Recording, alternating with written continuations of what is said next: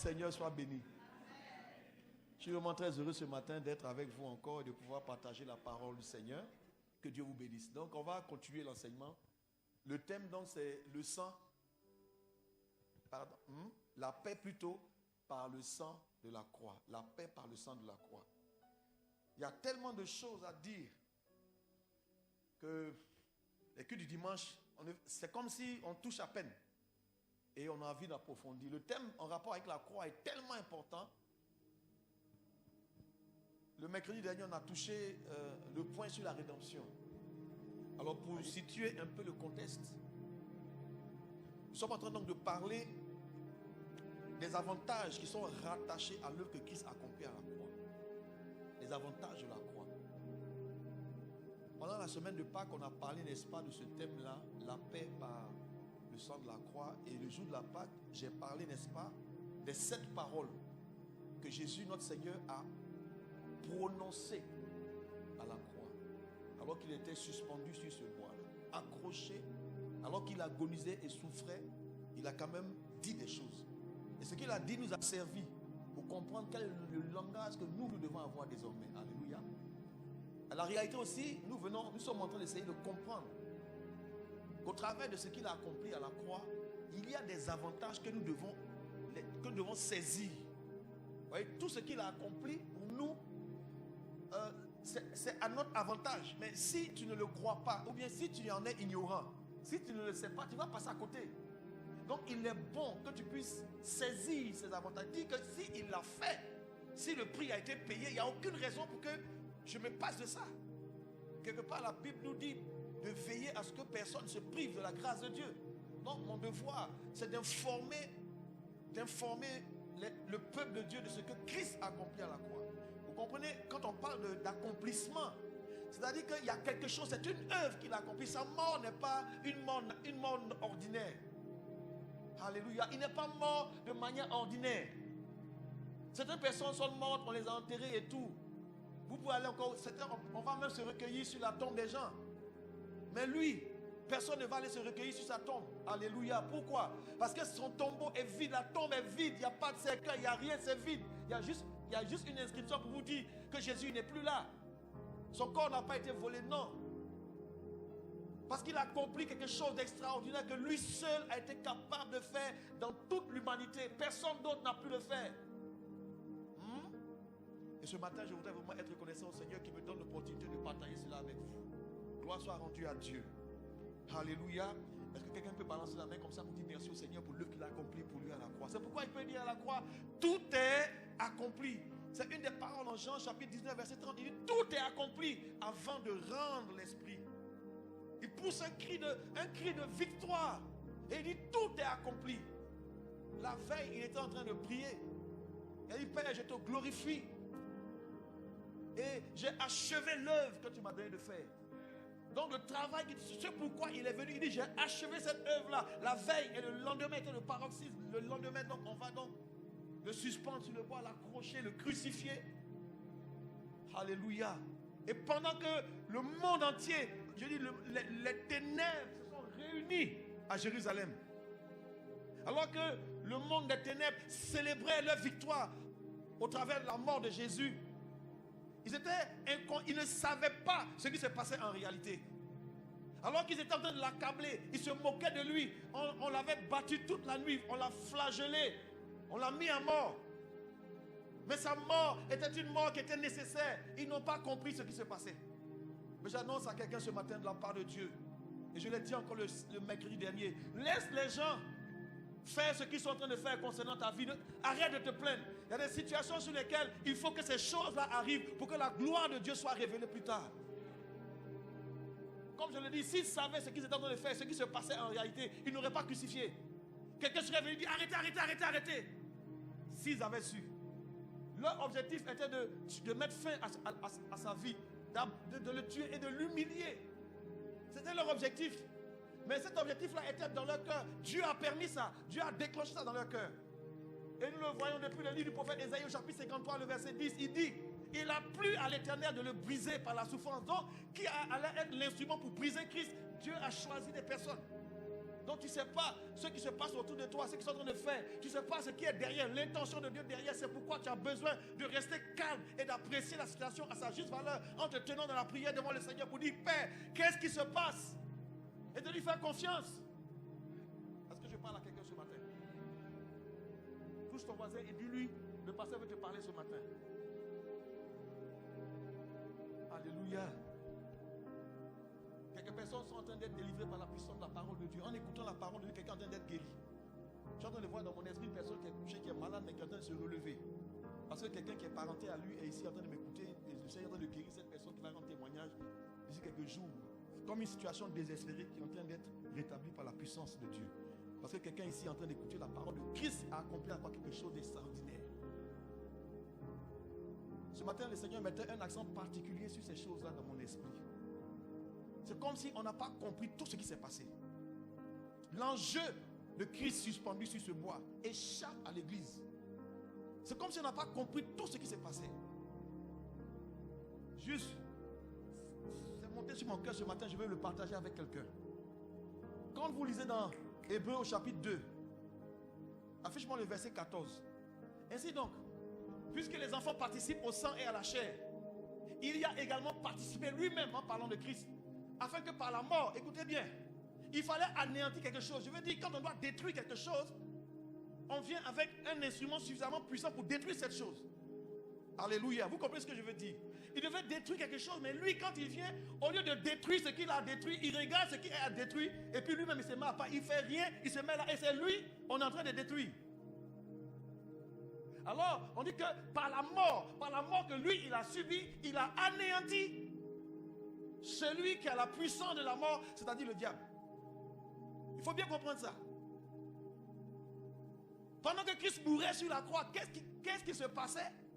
La Bible dit que toute la puissance de la mort, celui qui avait la puissance de la mort, et on précise, c'est-à-dire le diable, Jésus l'a anéanti comment?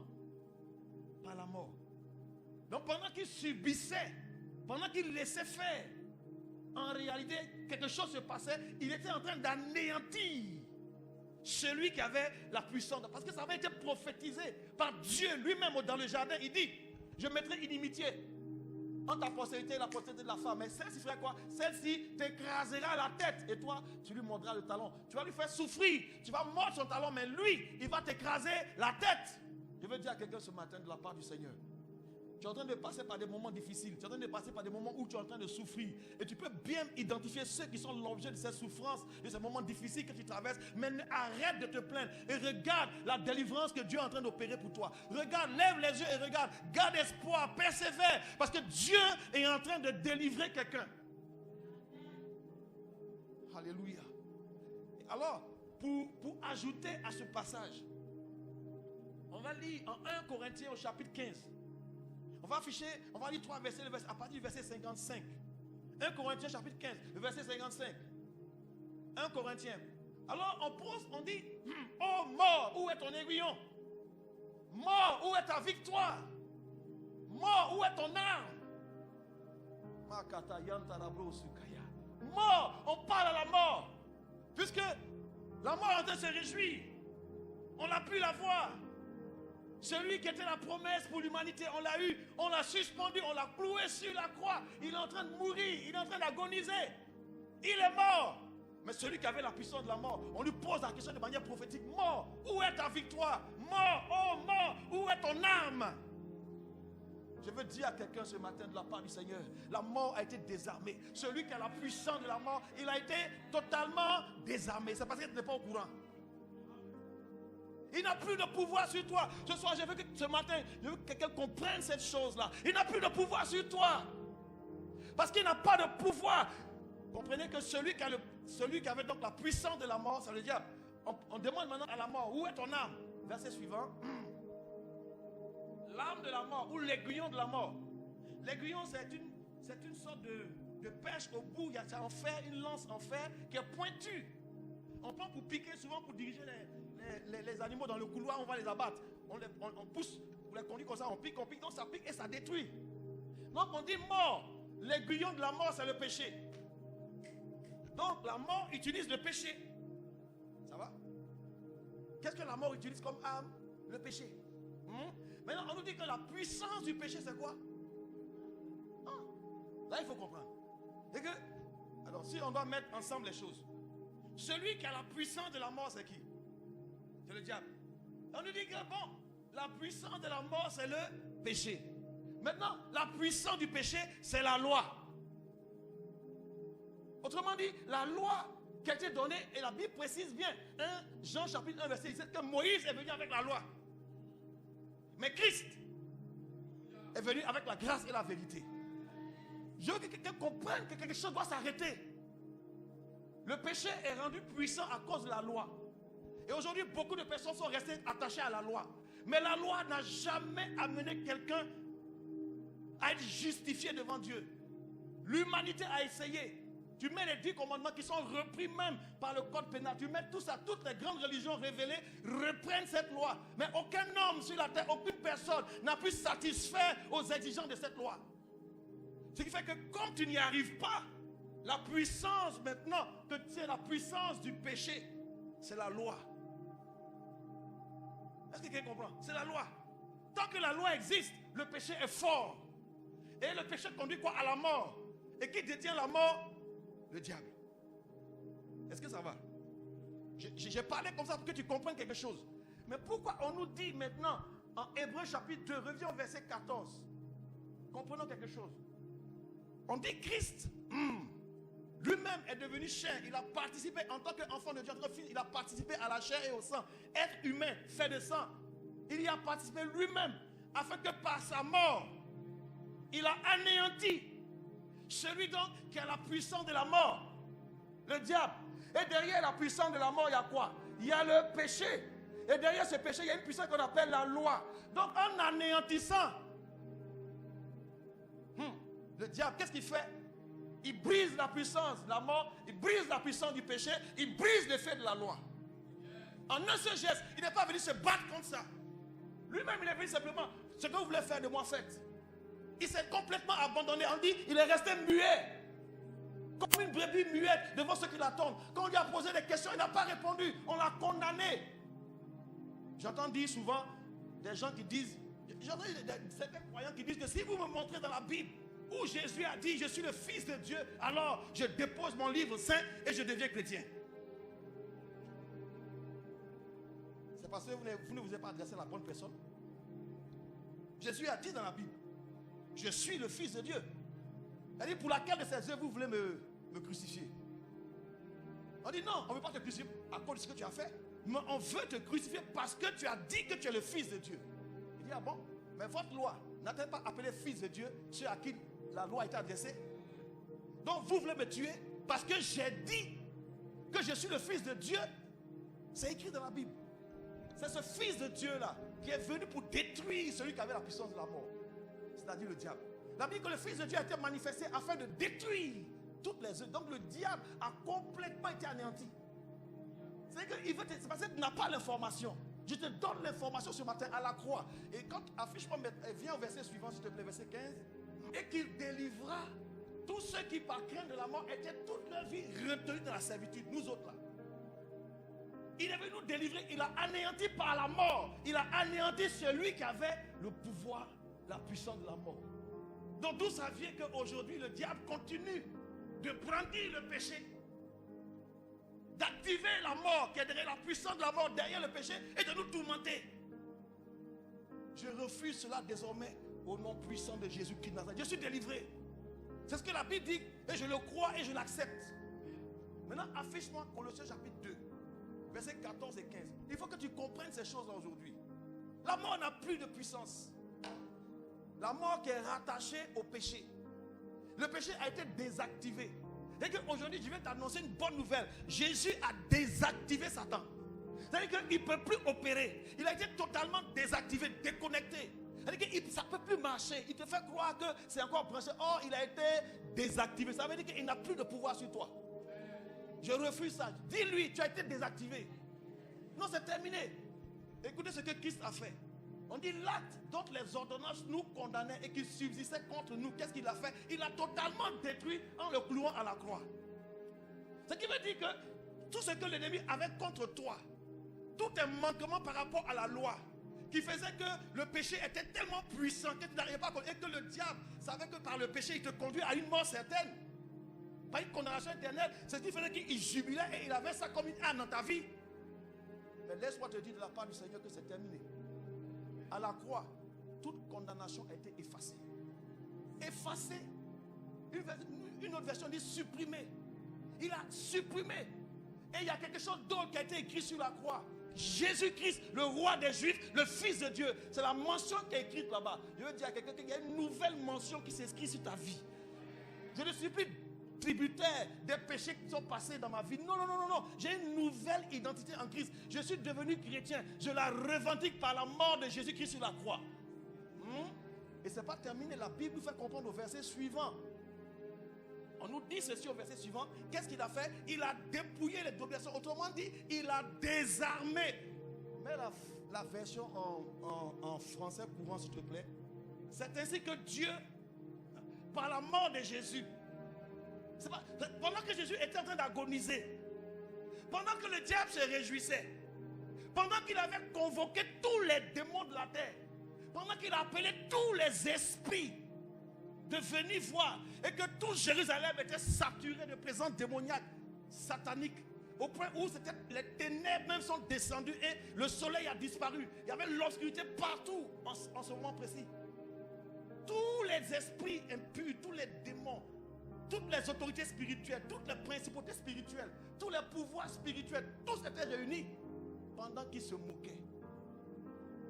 Et que Christ était humilié. Ce qui se passait est extraordinaire. Dieu était en train de faire quoi? De les désarmer. Quand on dit dépouiller, c'est qu'il les désarmait, il les désactivait. Et qu'est-ce qu'il va faire? Il va les prendre, eux tous enchaînés, pour le mettre, on dit, dans le cortège triomphal de son Fils. Ça veut dire que Christ, par sa mort et sa résurrection, il traîne derrière lui. Ils sont tous attachés. Ils sont désarmés. Ceux qui te font trembler, les voici derrière ici.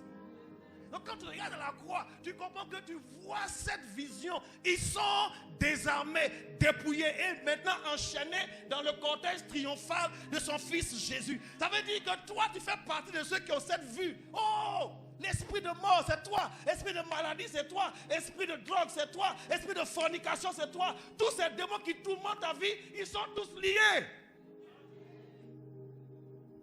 Ils sont tous désactivés. Ils sont tous débranchés. Alors, d'où ça vient encore qui peuvent troubler, tourmenter quelqu'un? C'est juste l'ignorance. Tu n'es pas au courant. Est-ce que je parle à quelqu'un? Tu n'es pas au courant, donc tu n'as pas l'information. C'est pourquoi on nous demande, allez et puis publier cette bonne nouvelle. Christ, il est mort, il est ressuscité. Allez annoncer ça.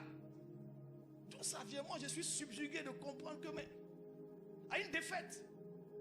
La preuve, les propres supporters de Jésus qui le suivaient, ses disciples, étaient tout tristes. Ou bien, ils étaient tristes, abattus. On a tué leur maître. Mais eux-mêmes ne savaient pas. Ils ne savaient pas ce qui se passait. Il a dépouillé. Oh, laissez-moi je veux insister. Le diable a été complètement anéanti. C'est pourquoi, quand on va prêcher de la croix, il ne veut pas. Pourquoi? Ça va mettre ces choses-là au dehors. Sa défaite va être exposée. Est-ce que quelqu'un comprend ça? Et pourquoi tu n'arrives pas à bénéficier de ça? C'est parce que tu ne sais pas qu'est-ce qui s'est passé. Tu le vois encore dans sa posture, il a son aiguille en main. Tu n'es même pas au courant qu'il n'a plus le droit de faire ça. Est-ce que j'ai parlé à quelqu'un? Alors à ce niveau maintenant, je vais te parler de la rédemption. Répète après moi la rédemption. La rédemption. Lisons ensemble dans Éphésiens chapitre 1, le verset 7. Pour que tu comprennes. Quand Christ vient sur la croix, la première des choses, je reviens dessus rapidement, c'est quoi? La substitution. Il prend ta place. Normalement, c'est toi qui devais être condamné, jugé, condamné et châtié. Alléluia. Jugé, condamné, châtié. Mais Jésus a pris ta place. Ce qui veut dire que le châtiment n'est plus sur toi. Quelqu'un l'a déjà subi. La mort que tu devais subir n'est plus sur toi. Pourquoi? Quelqu'un a déjà subi cette mort. Pourquoi? Il est déjà mort. Donc qu'est-ce que le diable peut te faire? Jésus est déjà mort. Il a tué Jésus à ta place. La partie où on devait te tuer, la partie où on devait t'écraser, la partie où on devait te condamner, il a pris ma place. Non, d'où ça vient qu'on peut encore tuer un cabri qui est déjà mort? Est-ce que c'est ma faute si Jésus est ressuscité? On vous a dit de surveiller, de l'attacher. Vous vous êtes moqué. Pendant que vous vous moquez, on vous a désarmé. Pendant que vous vous moquez, on vous a dépouillé. On dit de surveiller la tombe. Vous êtes en train de dormir, la tombe est roulée. La pierre est roulée, plutôt. Jésus est sorti vivant. Vous n'avez pas pu l'attraper, maintenant c'est nous. Oh, je dis à Satan, non, tu as menti, c'est fini. Non, non, non. Non, j'ai plus affaire à toi. J'ai affaire à la vérité. Je connais la vérité. Je n'ai plus affaire à Satan. Non, non, non. Il est trop petit sur cette terre. Je répète, il est trop petit. On te dit de tuer quelqu'un, tu es allé, tu l'as tué, tout le monde a vu. Pendant que tu le tues, il t'a désarmé. Et puis c'est sur moi tu as fait ton petit malin. Ça ne marche plus. Non, non, non, va voir ailleurs. Non, non, va voir ailleurs. C'est plus sur moi. Ça peut aller, il a pris ma place. Non seulement il a pris ma place, mais en plus, on dit quoi? Il a expié. Par son sang, il a effacé. Il n'a pas seulement couvert le péché, pour que j'ai le souvenir qu'il y a un péché qu'on a couvert, c'est encore là. Mais qu'est-ce qu'il a fait? Il n'a pas couvert, mais par son sang, la Bible dit qu'il a effacé.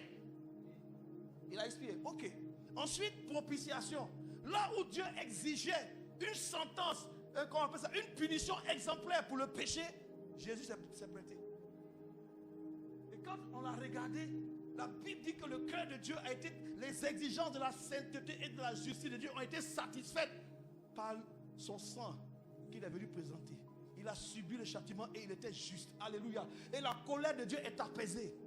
Et Dieu est à nouveau favorable. Dieu est à nouveau propice. J'annonce à quelqu'un, par la mort de Jésus, Dieu devient propice pour toi. Pas pour quelqu'un d'autre, pour toi. C'est pourquoi quand les gens discutent, n'entrez pas dans le débat. Quelqu'un dit Jésus n'est pas Dieu, mais je m'en fous. Si Jésus n'est pas Dieu pour toi, ça fait quoi? Il est Dieu, il est mon Dieu. Moi je ne sais pas pourquoi il y a ce débat. Ils sont là, ils lisent la Bible. Vous avez Dieu en train de les évangéliser comme ça, hein? Ils font des recherches pour venir me contredire, moi. Ils ne peuvent pas continuer de faire vos recherches. Vous allez trouver Jésus là-bas. Parce qu'il a lu l'évangile, il a lu la Bible et il a décidé de ne pas croire. Donc je m'en fous si tu vas en enfer. Moi je crois que Jésus est fils de Dieu et ça marche pour moi. Si toi tu ne crois pas, mais je m'en fous jusqu'à demain matin. Alléluia. Alléluia. Ne te laisse pas distraire. Il y a des choses. Le truc ça marche. Dis à ton voisin ça marche. Oui. Les gens sont dans leur religion. On leur demande est-ce que ta religion là, tu es sûr que tu vas avoir la vie éternelle? Ils disent ça dépend. Attends, comment ça dépend? Ça dépend comment? Ça dépend pas. Toi tu prends un car. Tu dis que tu vas à Korogo. Tu montes dans le car ça va partout. Depuis on n'est pas encore arrivé à Korogo. Tu viens demander au chauffeur, chef, vraiment, je voulais partir à Korogo. Mais toi tu vas où? Il dit, ah, la rue de Korogo, c'est pas au courant. Et puis toi tu restes dans le car, tu ne descends pas. Pour chercher un car où on dit on s'en va à Korogo. Oh, on mourra à la croix. Jésus a payé le prix pour que nous ayons la vie éternelle. Et nous la revendiquons. Non, j'ai la vie éternelle. Je n'ai pas le temps de revenir dessus. Pourquoi on a la vie éternelle? C'est pourquoi forcer quelqu'un à accepter Jésus. Pourquoi? Jésus ne m'a pas demandé de faire ça.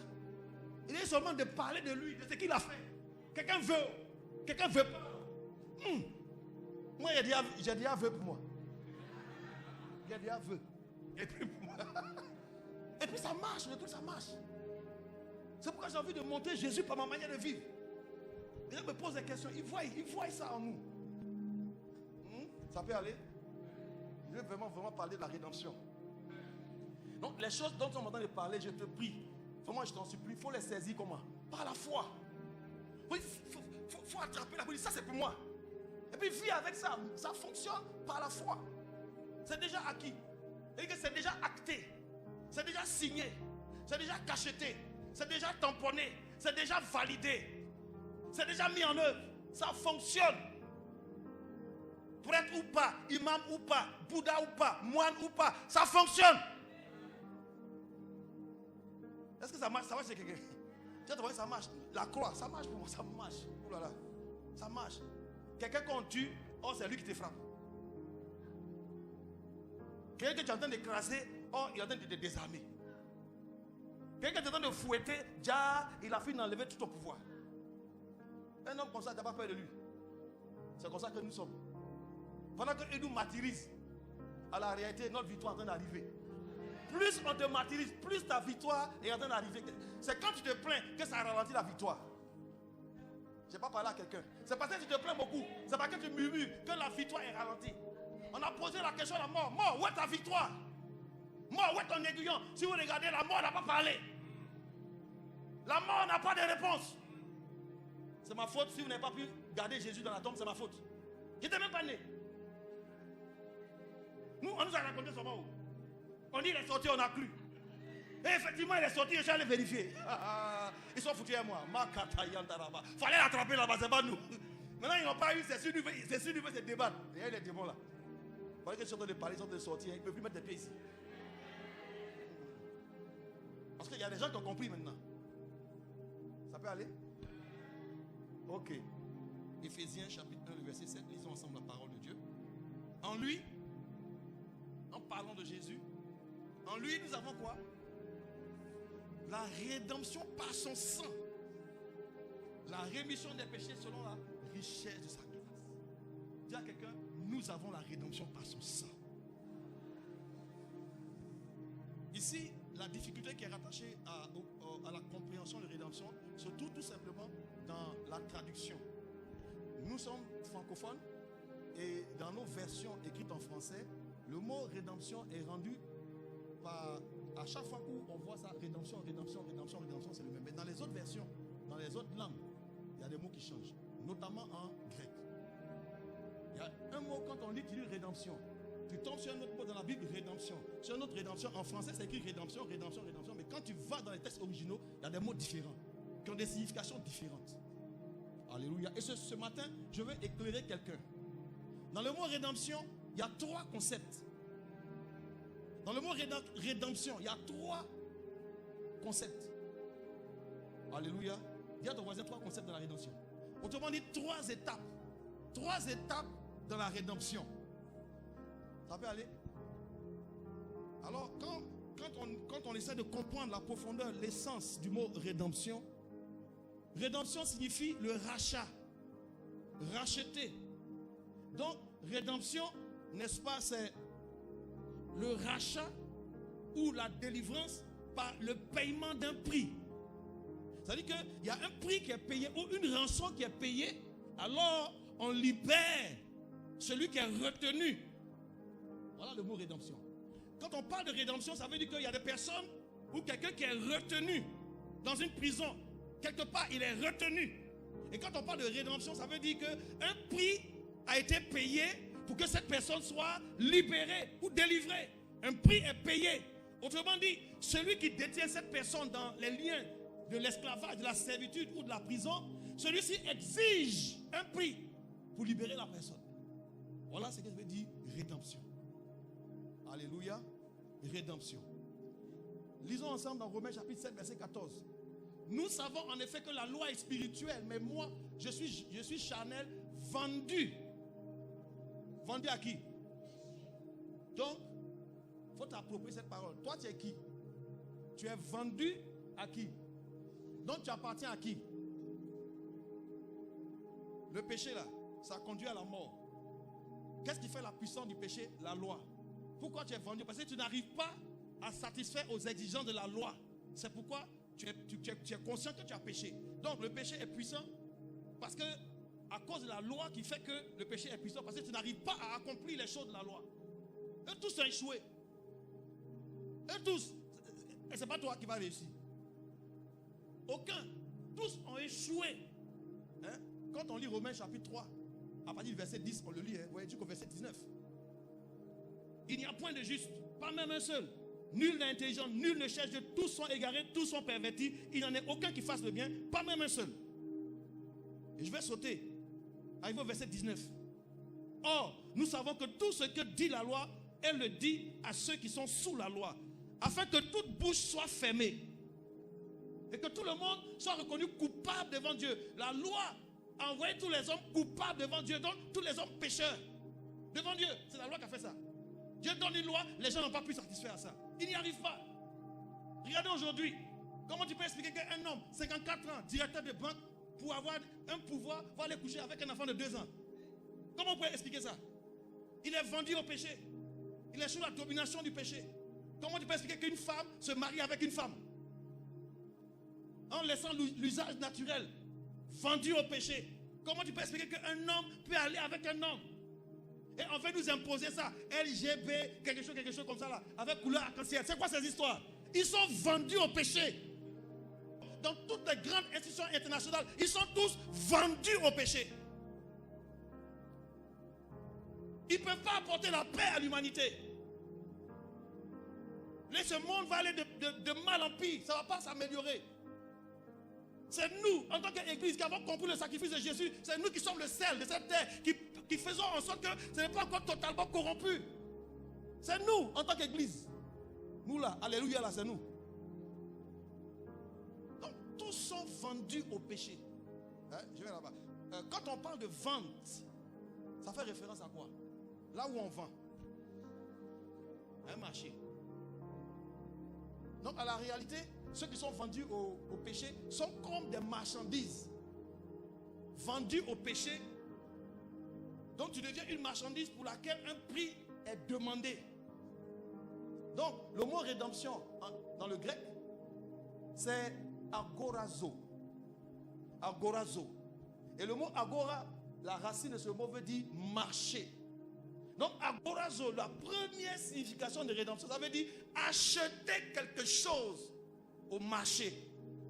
Alors que nous sommes vendus au péché, sachant que l'homme est esclave de ce qui a triomphé de lui, nous sommes vendus au péché. Nous étions tous condamnés, condamnables, liés, rattachés au péché, vendus au péché. Ce qui se passe, c'est que Jésus, par la rédemption, il est venu payer pour toi.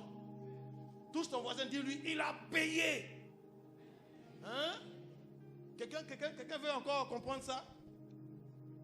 Matthieu 20, le verset 28, Jésus dit,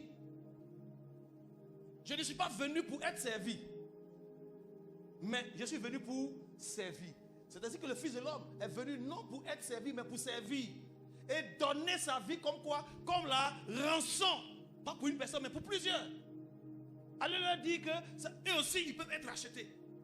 Eux aussi, ils peuvent sortir. C'est simplement par la foi. Il faut le croire. Il faut donner ta vie à Christ. C'est pourquoi on dit qu'il veut donner sa vie au Seigneur. Afin que tout ce qu'il a fait sur la croix te soit imputé. Alléluia. Donc, il a payé la rançon. Donc, le premier mot, la première signification, la première étape, le premier concept de rédemption, c'est agorazo. Agorazo qui veut dire acheter quelque chose au marché. Donc, comme vous le voyez là, il fut un temps où j'étais vendu au péché et puis par les sacrifices de Jésus, il m'a acheté. Donc, il faut comprendre que quand tu achètes quelque chose à quelqu'un, ce que tu as acheté ne lui appartient plus. Je reprends cette partie-là. Quand tu achètes quelque chose à quelqu'un, est-ce que ce que tu as acheté lui appartient encore? Non, agorazo, ça veut dire, que j'ai été acheté, j'étais là, esclave, vendu au péché. Quelqu'un est venu un jour, il s'appelle Christ, Jésus-Christ de Nazareth, il paye le prix. Autrement dit, désormais, je n'appartiens plus au péché, j'appartiens à Christ qui est mon nouveau propriétaire. Dans les moments qu'ils vont marcher là, elles vont marcher avec le panier. Souvent, quand tu vas au marché, les choses que tu achètes là, c'est attaché. Quelqu'un a déjà vu ça? Les poulets sont attachés, les bœufs sont attachés, les escargots sont attachés, les crabes sont attachés.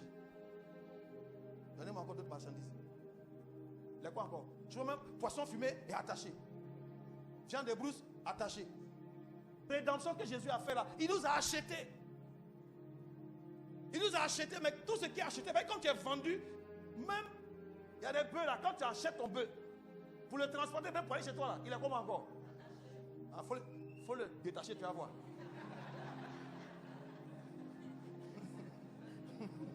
Il faut le détacher là-bas, tu vas voir. Donc, la rédemption, la première étape, c'est quoi? C'est acheter. Et quand il achète, il discute avec le type à qui tu avais été vendu. Si c'est la drogue, si c'est malédiction, si c'est comment, si c'est fornication, si c'est la masturbation, si c'est le lesbianisme, la drogue, l'alcool. Tout ça, tu as été vendu là. Il a payé. Donc, la chose à qui tu as été vendu, quand Christ vient payer le prix, cette chose-là, tu ne lui appartiens plus. Il faut le dire ce matin. Il faut le dire, je ne t'appartiens plus. Non, c'est fini. Sauf que je suis peut-être attaché, oui, mais sinon je ne t'appartiens plus. Je suis peut-être attaché, oui, je comprends ça. Mais à l'heure où on a payé le prix là, je ne t'appartiens plus. Je peux faire, c'est vrai, je suis attaché, dit, et puis je m'en vais quelque part. C'est comme ça qu'il parle, ou c'est encore toi il parle comme ça. Tu peux te dire, je m'en vais, je ne t'appartiens plus. Ça peut aller. Deuxième étape. Vous savez, il y a des commerçants, ils sont mauvais. Tu payes la chose. Si tu n'as pas fait attention pour prendre ta chose pour partir là, que tu as laissé là, ils peuvent vendre ça à quelqu'un d'autre. Vous voyez ça, non? Il y en a qui ont vendu même à plusieurs personnes. Non? À cause de ça, quand tu étais dans le péché là, c'est pas. Quand tu étais hier sans Christ là, c'est pas un seul péché à qui tu t'es vendu. Toi-même, il y avait beaucoup. Beaucoup de choses ici, là-bas, tu ne t'en sortais plus. Ça peut aller? Alléluia. Deuxième chose que Jésus-Christ fait.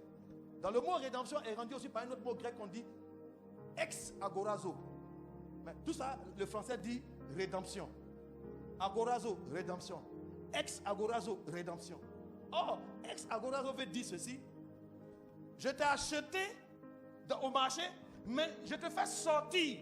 Ex agorazo, je te mets à l'extérieur du marché pour dire que tu n'es plus dans le marché, donc tu n'es plus dans l'environnement où le péché encore peut te faire avoir une forte influence sur toi. Tu n'es plus dans cet environnement. Pourquoi? Il te sort du marché.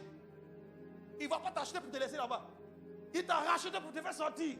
Donc il te rachète. On lui donne la peine. Il dit tiens, et en plus, tiens-toi bien. Jésus, en te rachetant, il a aussi le reçu. J'ai dit à quelqu'un, Jésus a aussi le reçu. Il n'y a plus de débat. Si on veut dire, ah, voilà, j'ai payé, voilà ça. Je parle à quelqu'un? Non, actuellement, tu es où? Tu es où? Mais tu es toujours attaché. Parce qu'il y a des moments, elle vient à la maison même, crabe là est toujours attaché. Je le connais, je peux être encore lié, c'est pas grave. Mais une chose est sûre, c'est un processus. Il m'a acheté, je suis trop heureux, Seigneur, merci. Et puis il me fait sortir du marché, ex agorazo. Merci Jésus. Je ne suis plus là-bas. Tu vas aller faire quoi encore dans bar climatisé? Toi qu'on t'a racheté, tu es sorti de cette influence-là. Tu vas faire quoi encore là-bas? Où il est? Où elle est? Attrapez-la. Tu fais quoi là-bas? Tu fais quoi là-bas? On t'a racheté, tu fais quoi là-bas? C'est à cause de ça que tu es attaché. Il ne faut pas que tu puisses aller là-bas. 1 Timothée chapitre 2, versets 5 à 6. Il y a un seul Dieu. Il n'y a pas deux dieux. Il y a un seul médiateur entre Dieu et les hommes. Il n'y a pas de médiatrice. Il n'y a pas de co-médiatrice. Il y a un seul médiateur entre Dieu et les hommes. C'est bien écrit Jésus-Christ homme. Ce n'est pas quelqu'un d'autre. Le seul médiateur. Et en plus, pourquoi? Pourquoi? Parce que c'est lui seul qui a fait quoi? Il s'est donné. Où ça y est? Voilà. Il s'est donné lui-même comment? En rançon pour tous. Voici le témoignage rendu en son propre temps. Pour dire que c'est parce qu'il s'est donné en sacrifice qu'il est alors le seul médiateur. Si elle s'était donnée à la croix, on se dit, ah, tu as fait médiation aussi. Mais tu n'as pas fait quelque chose, tu revendiques. Oh. C'est pas elle. Non, j'ai vu que c'est pas elle. Parce que moi, il a vu, elle pleure sur moi. Moi, Dieu m'a donné une vision. Depuis, elle pleure. Je suis là, maman, pourquoi tu pleures? Mais regarde là ce qu'ils font sur la terre. Ce qu'ils ont voulu faire de moi. J'ai dit, mais maman, c'est quoi? Peut-être ils vont me canoniser. Parce que j'ai vu. En vision, comme les enfants disent, ils ont vu là. Moi aussi j'ai vu. Il y a longtemps. Elle pleurait. Maman, pourquoi tu pleures? Chaque fois que quelqu'un prend un chapelet et puis il égrène, ça fait couler une lame ici sur mes joues. Il dit, où j'ai jeté la chose là? Dis, je ne peux plus te faire pleurer. Va leur dire. Dis, où sur la terre là, quand on dit ça aux gens, ils vont te lapider, ils vont t'empoisonner, ils vont te fioler. Je veux prêcher l'évangile. Pardon maman, laisse ce ministère, d'autres n'ont qu'à faire. Tu n'as pleuré, elle n'est pas heureuse. Et le vieux là lui a dit, au temple, quand elle venait, elle et son fils. Il s'appelle Siméon. Il lui a dit, toi, une épée te transpercera l'âme. Ça, jusqu'à aujourd'hui, on va aller au ciel. Ça est dans son cœur. Elle ne peut pas. Elle ne peut pas. C'est pas elle qui a choisi, mais ils font, malgré son consentement, ils ont des visions mensongères pour dire que c'est elle. Ce n'est pas elle. Elle est trop pure. Elle est trop sainte. Elle ne fait que pleurer. Les anges à son service en train d'essuyer ses larmes. Ça ne finit pas. J'ai eu cette vision il y a plus de 30 ans. Ça m'a fait sortir du système. Aujourd'hui, je prêche l'évangile, je prêche la vérité. Ok, il y a un seul médiateur. Pourquoi? Parce qu'il s'est donné comme une rançon. Il a accepté. C'est pourquoi quand il va mourir, le truc est trop extraordinaire. Alors qu'on le crucifie, lui, il est en train de payer un prix. Moi, je trouve ça extraordinaire. Je comprends maintenant pourquoi le gars ne pouvait pas comprendre. Parce qu'on a écrasé sa tête. Il ne pouvait pas comprendre ça. S'il le savait, ils l'ont arrêté. Parce qu'il est en train de payer le prix pour le libérer. Arrêtez, ne le tuez pas. Trop tard. Il a dit, Père, je réveille mon esprit entre tes mains. Puis il a fait, il est mort, c'est fini. Le sang a coulé, c'est là. Donc, voici la rançon. Troisième étape. Tout le monde y est? Est-ce qu'on est ensemble? Le troisième mot par rapport à la rédemption, c'est l'outro. Mais avec deux O. On pose à l'outro ou bien l'outro. L-U-T-R-2-O. Et là, c'est là, à ce stade-là, il t'achète. Donc quand il t'achète, c'est quoi? Quand il t'achète, quand il vient chez le vendeur à qui tu as été vendu, il te rachète. Là, il a fait quoi? Agorazo. Il te prend. Et puis il fait quoi? Il te fait sortir du marché. Il ne faut plus les gars là vont encore vouloir te racheter, te vendre encore. Pour une autre union appartenant. Non, il t'a pris, il s'en va avec toi hors du marché. Là, on est quoi maintenant? Ex-agorazo, à l'extérieur du lieu où on vend. Non, tu n'es plus vendable. Dis à quelqu'un, je ne suis plus vendable. Oh, tu n'es plus vendable. Même si on vient te proposer, même si le diable, vous savez, le diable, il fait des propositions. Les gens vont vendre leur âme. Mais je ne suis plus vendable. Il n'y a plus de prix. Parce que le prix qu'il a payé là, c'est trop cher. Tu imagines un peu? Tu vas me racheter comment? Je ne suis même plus corruptible. Parce que quelqu'un a déjà payé. Je suis invendable. Tu es invendable. Il est invendable. Elle est invendable. Nous sommes invendables. Vous êtes invendables. Pourquoi tu vas te vendre encore? Non, c'est fini. Invendable. Et donc le troisième mot, l'outro, signifie maintenant délivrer. C'est à ce moment-là, si vous vous rendez compte, quand tu as payé ton crabe au marché, tu n'as pas détaché. Mais tu l'as fait sortir du marché, ça est dans ton panier. C'est arrivé à la maison. Souvent même, on ne détache même pas. On le laisse là-bas encore. Mais c'est le jour où on va... Souvent même, ça est dans l'assiette, attaché. Donc tu comprends pourquoi il y a des situations, mais pourquoi je me sens encore lié. Il y a des gens qui pensent que quand ils ont accepté Christ, ils n'ont pas besoin de délivrance. Tu mens. Moi, j'ai pris pour ma délivrance tous les jours. Ça ne finit pas. Mais une chose est sûre et certaine, il m'a fait l'outro. Quelqu'un comprend ça? C'est là, avec le Saint-Esprit, que tu vis ce qu'on appelle la délivrance. Il y a des choses de ta vie qui s'arrêtent. Parce que tu comprends, quand on parle de rédemption, la rédemption va jusqu'à ce niveau. Il t'a acheté, il t'a fait sortir du marché et il te délivre par la puissance du Saint-Esprit. Il te délivre. En sorte qu'il n'y a plus de chaîne dans ta vie, il n'y a plus de lien dans ta vie. Autrement dit, le péché n'a plus de pouvoir sur toi. Pourquoi? Parce qu'il a fait la rédemption. Et je vais m'arrêter avec, je crois, un seul passage, c'est dans le livre d'Hébreux. Hébreux chapitre 9. Quand nous lisons verset 12, on dit il a traversé le ciel. Et il est entré dans le tabernacle qui n'a pas été fait de main d'homme. Et il est entré dans le tabernacle non avec le sang des boucs ou des veaux ou des taureaux, mais il est entré avec quoi? Enfin, est-ce que vous imaginez la scène? Comment quelqu'un qui est mort, pratiquement vidé de son sang, est en train de prendre son sang d'un bol, c'est son sang, hein? Et puis il vient gaillardement, en pleine santé, se présenter devant le trône de Dieu. Et quand il présente son sang à Dieu, Dieu regarde le sang, on appelle Satan, viens. Il ne veut pas, mais viens. Porte ton habit de lumière, là tu peux rentrer ici, viens. Il arrive là, devant les 24 vieillards. Regarde dans le sang là, s'il y a quelque chose que tu peux prétenir contre lui. Il y a eu un examen au microscope spirituel. Il a examiné sur la terre. Jésus a dit, le monsieur il vient, Satan il vient, mais il n'a rien en moi. Il n'a commis aucun péché. Ça veut dire que son ADN et son sang étaient totalement purs. Quand il présente devant Dieu, c'est comme un reçu, comme un ticket. Le prix est payé. La Bible dit, alors il a obtenu avec son propre sang, ayant obtenu une rédemption éternelle. Ça veut dire que de manière éternelle, j'ai été racheté, j'ai été mis hors du marché et j'ai été délivré de manière éternelle. C'est ce que ça dit. D'où ça vient encore que le péché a une emprise sur toi? C'est que tu n'as pas bien compris la rédemption. Ou tu dois tout du moins saisir la rédemption par la foi. C'est terminé. Il y a des choses qui ne peuvent plus avoir d'influence sur ma vie. Ça peut venir, mais je ne vais pas céder. Et même si je cède, j'ai auprès de Dieu un avocat qui peut demander pardon 7 fois, le juste homme, 7 fois, il se relève. Je me relève et je continue. Alléluia. Pourquoi? C'est là maintenant tu comprends maintenant la justification. Ce n'est pas parce que je suis tombé que je ne suis pas juste. Quand Dieu me regarde, il ne me regarde plus par rapport à ce que je fais, mais me regarde par rapport à Jésus qui a pris ma place.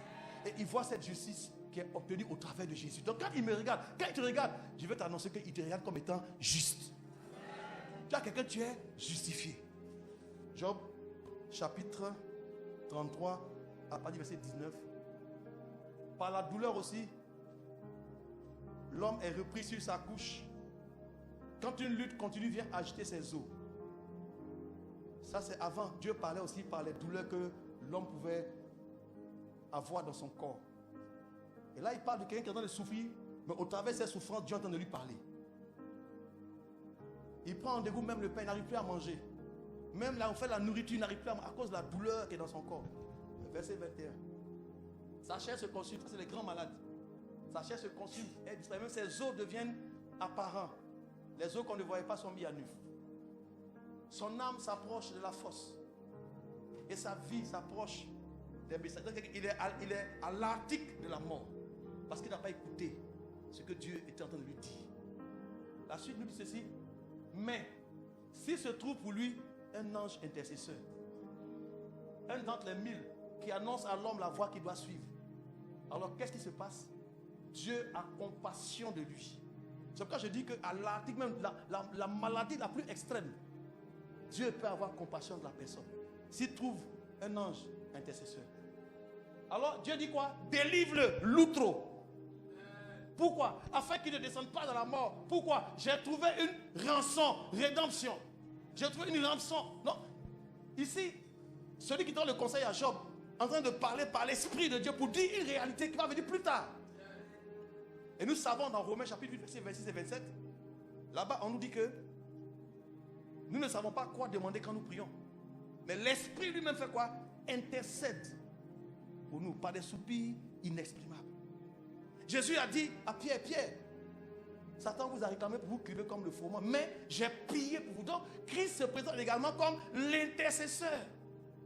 C'est-à-dire que si pour une telle personne à l'article de la mort, on trouve un intercesseur, mais il y en a même deux. Le Saint-Esprit intercède pour toi. Christ lui-même intercède pour toi. Et puis Dieu dit, ok, stop. J'ai trouvé, il me faut une rançon. Et Christ dit, me voici.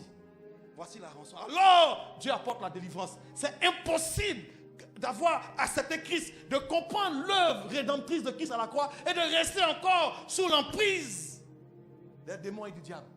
Ça, c'est l'ignorance qui fait ça.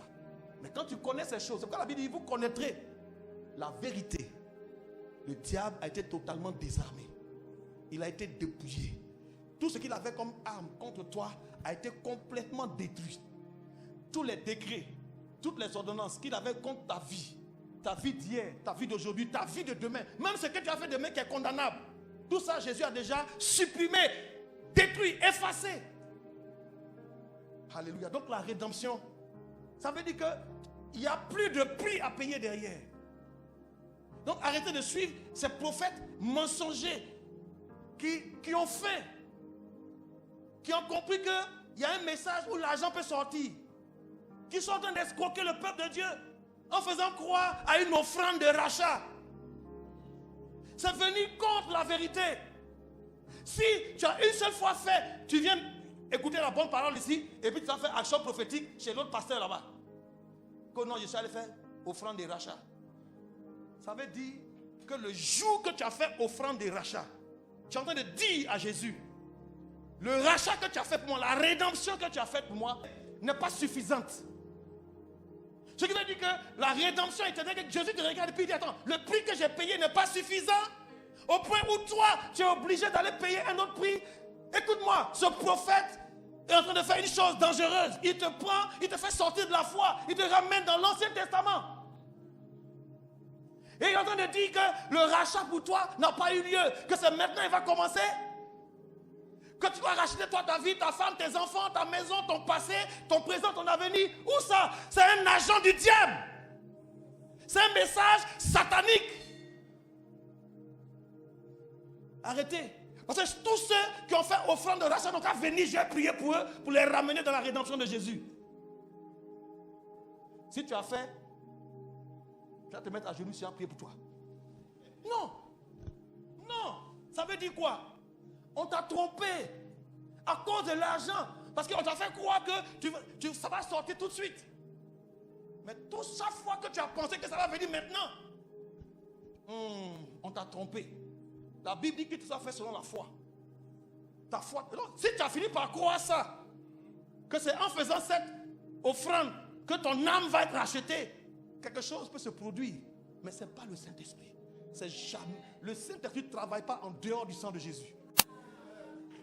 Le sang de Jésus est suffisant pour racheter toute l'humanité. Pour racheter toute l'humanité. Il n'y a pas besoin de dire non. Il fallait bâtir un hôtel. Quel hôtel? Pour faire quel sacrifice? La croix est suffisante. Si tu parles de la croix de cette manière, chaque chrétien comprendra que ça suffit. C'est terminé, le prix est payé. Il n'y a plus rien à payer, il n'y a plus d'hôtel à bâtir, c'est terminé, il n'y a plus de sacrifice à faire, c'est fini. La seule chose qui manque, c'est de bénéficier maintenant par la foi, par la grâce de Dieu. Oui, je saisis la substitution, je saisis l'expiation, je saisis la propitiation, je saisis ma rédemption, je saisis ma justification, je saisis ma réconciliation, et je saisis ma vie éternelle tranquille. Et puis j'avance avec le Seigneur. La seule chose qui manquera maintenant, c'est que Christ soit bâti en toi. Et ça prendra du temps. Christ ne sera pas bâti en toi du jour au lendemain. Toi-même, tu sais, pour que ton enfant devienne adulte et mature, ce n'est pas le jour où tu l'as mis au monde. Ou bien? Non, ça va prendre du temps. Année après année, tu bâtis ta vie d'échec après échec. Tu vas marcher, apprendre à marcher. Tu vas faire tes erreurs, tu vas comprendre les choses. Tu vas apprendre à monter étape après étape dans la présence de Dieu, dans la gloire de Dieu. Tu vas découvrir le plan de Dieu pour ta vie.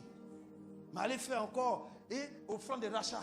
Oui, tu as quel âge? J'ai 60 ans, il faut donner 60 000. Ta femme a quel âge? Ma femme a 58 ans, 58 000. Tu as combien? J'ai 10 enfants. Le premier a quel âge? Le premier, il a 43 ans, 43 000. Quand tu as fini de faire ça à la fin de l'année, tu as donné 957 000. Exactement. Chaque année, on fait ça encore. Chaque année. Mais c'est un business qu'on a mis en place. L'homme de Dieu est rusé. C'est un commercial. Ou bien, comment on dit à cela? C'est un homme d'affaires. Et quand vous les voyez là-bas, des grosses maisons, des gros temples, piliers en haut de ça, ça avait l'argent d'offrande de rachat. Action prophétique sauvage. Vous avez quoi? Car Christ est quoi? Il est la fin de quoi? Non, tu ne l'as pas bien lu. Christ est quoi? La fin de la loi. La loi qui donnait la puissance au péché. Péché qui était la puissance de la mort. La mort qui était l'arme du diable. Et Jésus a anéanti. C'est-à-dire qu'il a mis fin à la loi. Ça veut dire que tout ce qui est dans l'Ancien Testament n'est plus valable. Est-ce que tu comprends? Pour dire que Moïse est venu avec la loi, mais Christ est venu avec quoi? Avec la grâce. Fonctionne dans la grâce et dans la vérité. Quand tu acceptes la vérité, la grâce de Dieu se manifeste. Et je vais dire à quelqu'un que la grâce de Dieu t'a été accordée. Tu ne serais pas là aujourd'hui à m'écouter, n'eût été la grâce de Dieu. La Bible dit que c'est par la grâce que nous sommes sauvés par le moyen de la foi. Et cela ne vient pas de nous, c'est un don de Dieu. Dieu t'a fait don de la grâce. Tu as reçu la grâce de Dieu. C'est pourquoi tu as accepté Jésus. Qui va te ramener encore dans la loi pour poser des actions dans la loi? La loi était l'ombre des choses à venir. Au lieu d'avoir les regards sur Christ pour savoir bien le reproduire dans ta vie, tu veux regarder son ombre. Mais à quel moment, toi, tu seras parfait en Christ? Si tu passes tout ton temps à suivre des prophètes qui ont les regards dans l'Ancien Testament. Comment tu peux regarder l'ombre de quelqu'un et puis tu peux le recopier? C'est impossible. C'est toujours sombre. Si le gars il a mis ceinture, tu regardes l'ombre, on ne voit pas ceinture. Il a porté bretelle. Tu regardes l'ombre, tu ne peux pas voir s'il y a bretelle. Son pantalon, il y a 4 poches. Tu regardes l'ombre, tu ne peux pas savoir. Quelle ombre tu as regardé pour savoir c'est de quelle couleur? La soeur qui est là, elle est en plusieurs couleurs. Quand on regarde son ombre, qu'est-ce qu'on peut reproduire? Rien. Si ce n'est pas quelque chose qui est sombre. La vie de telle personne est toujours sombre. Vous n'allez jamais voir la puissance de la vérité dedans. Il y a toujours des débats, c'est toujours bizarre. Tant qu'ils ne viennent pas à la lumière qui est Christ, tant que tu n'as pas le regard porté sur Jésus, tu ne pourras jamais le reproduire. Arrête de reproduire l'Ancien Testament. Moïse a vu une copie. Il n'a pas vu ce qui était exact. Ce qui est exact est en Christ. Pourquoi ce qui est exact est là? Et puis on te détourne pour aller regarder les choses de la loi. Ancien Testament, rien que l'ombre. Et tu es content. J'ai donné 250 000. Ils ont bâti hôtel pour mon mariage. Là, j'ai donné travail aux anges. C'est l'homme de Dieu qui a dit les anges là. Ils vont monter, actuellement ils sont au chômage. Les anges sont au chômage. Parce qu'on n'a pas bâti hôtel où ils doivent monter, descendre. Et tu n'as pas connu l'œuvre de Christ à la croix. Tu n'as pas compris tout ce qu'il a fait. L'homme de Dieu qui a compris là, esprit et fait, il ne te dit pas pour t'amener encore dans l'ombre des choses à venir là-bas, pour t'arnaquer. Tu as payé, chaque année tu payes, chaque jour tu payes. Petite prière, même réception, tu dois payer. Tu rentres dans le bureau, avant de t'asseoir, tu dois payer. Pour t'inscrire, tu dois payer. Pour qu'on prie pour toi, tu dois payer. On a fini de prier pour toi en sortant, tu dois payer. Pour avoir un rendez-vous, tu es sur une liste d'attente, c'est dans 2 ans à te recevoir.